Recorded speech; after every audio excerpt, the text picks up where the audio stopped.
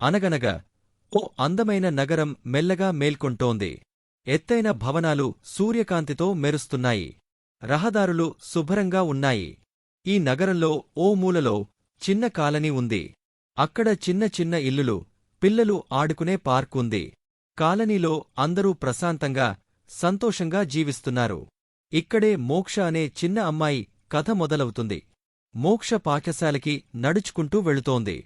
ఆమె వెళ్తుండగా తలుపు దగ్గర నిలబడి ఉన్న ఆమె తల్లి చిరునవ్వుతో ఆమెకు చెయ్యి ఊపుతుంది. తరగతి గదిలో మోక్ష తన స్నేహితులతో కలిసి తన బెంచ్ మీద కూర్చుంది. టీచర్ చెప్పిన విషయాలని ఆమె నోట్బుక్లో రాసుకుని టీచర్కి చూపించింది. ఆ రోజునుంచి స్కూల్కి సెలవులు ఇచ్చారు. ఫ్రెండ్సంతా కలిసి హ్యాపీగా స్కూల్లో ఎంజాయ్ చేశారు. ఆ రోజు సాయంత్రం మోక్ష వాళ్ల నాన్న కలిసి వేసవి సెలవులకి ఎక్కడికి వెళ్లాలి అని ఆలోచిస్తున్నారు. ఇంతలో అమ్మ తాతయ్య వాళ్ల ఇంటికి వెళదాం అని చెప్పింది. దానికి వాళ్ళిద్దరూ వెంటనే సరే అన్నారు. ప్రయాణానికి సిద్ధం అయ్యారు. మరుసటి రోజు ఉదయం రైల్వే స్టేషన్కి చేరుకున్నారు. ఇంతలో ట్రైన్ వచ్చింది. ట్రైన్లోకి ఎక్కారు. కిటికీ దగ్గర కూర్చున్న మోక్ష బయట ఉన్న పచ్చని పొలాలు, చెట్లు, పక్షులను చూస్తుంది. కొంతసేపటికి తాతయ్య వాళ్ల రైల్వే స్టేషన్ వచ్చింది. తాతయ్య స్టేషన్కి వచ్చి మోక్ష వాళ్లని ఇంటికి తీసుకుని వెళ్లారు. అక్కడ అందరూ కలిసి సరదాగా మాట్లాడుకుని కలిసి భోజనం చేసి ఆరుబయట పడుకుని సరదాగా మాట్లాడుకుంటూ పడుకున్నారు. ఉదయం లేవగానే తాతయ్య పొలానికి బయలుదేరాడు. తాతయ్యతో పాటు మోక్ష కూడా పొలానికి వెళ్ళింది.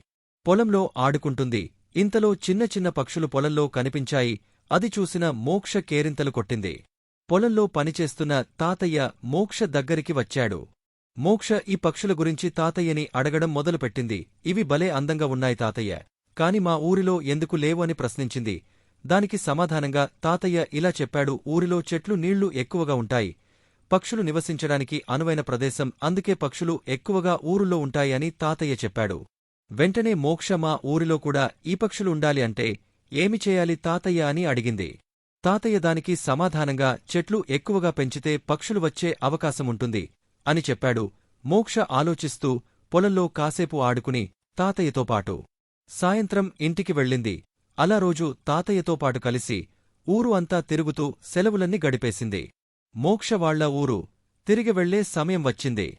బాధతో తాతయ్యకి వీడుకోలు అని చెప్పి ఊరికి బయలుదేరింది.